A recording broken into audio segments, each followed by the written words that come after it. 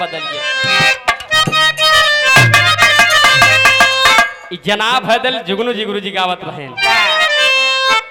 अरे राम झक्को रामा रे झूलनी हाय हाय ए गाय क्या जी। अरे राम झक्को रामा रे झूलनी ओ साड़ी लहरा झक्को रामा रे झूलनी साड़ी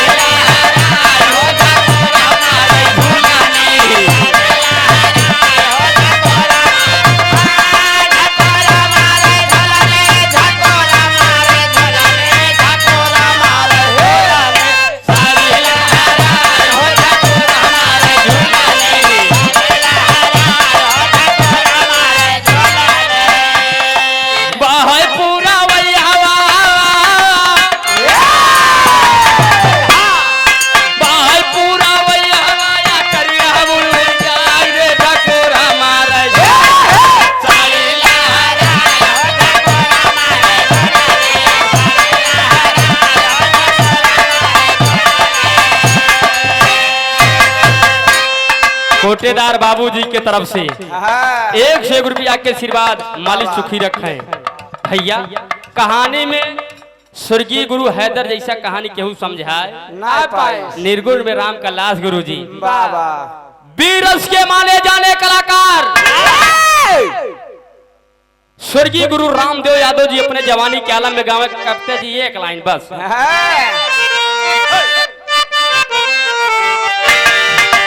अरे जमाने की दीवार अरे सदा टूटती है। अरे जमाने की दीवार अरे सदा टूटती है।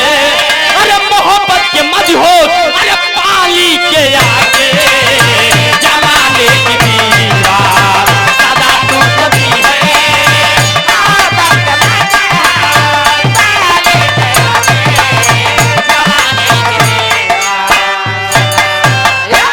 सुरेश यादव उमरगंज की पावन धरती से 51 रुपया के आशीर्वाद। अरे जमाने की दीवार सदा टूटती है। अरे मोहब्बत के मदहोश पानी के आगे जवानी न होती है। अरे जवानी न होती है। अरे पसीने किसी के अरे जवानी न होती है। अरे पसीने किसी के अरे खुदा भी झुका है।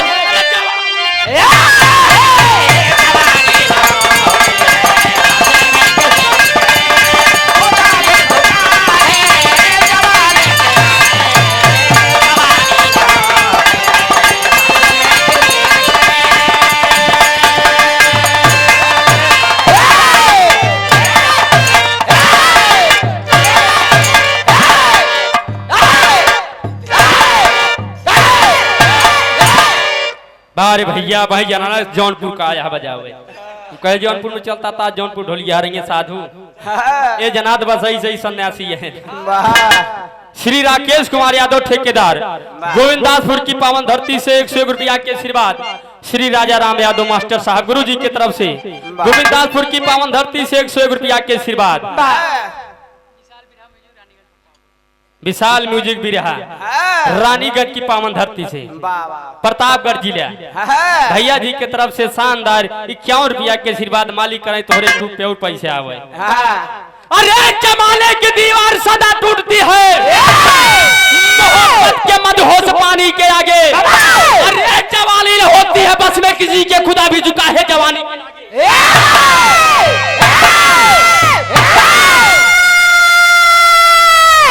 ये दुनिया में सब कुछ बधाई जाए लेकिन जवानी ना बधाई। जब गायिका जी आवत है जानती है जैसे नहर में पानी एकदम जैसे भाई गाना चला जैसे चुए महुआ रानी चुए मोर जवानी यह कुलिया कवि जी लिख दिए यहाँ। नहीं भैया ये कब पूरा हो जौने माई इमरान में गड़बड़ाई जाए।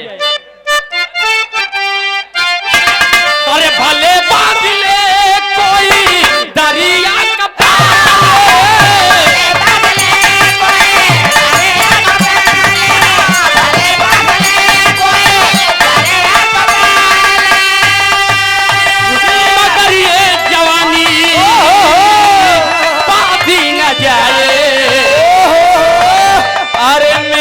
दिल दीवाना मेरा दिल दीवाना अरे सनम तेरे ऊपर ऊपर नहीं जोर कोई अरे दीवानी के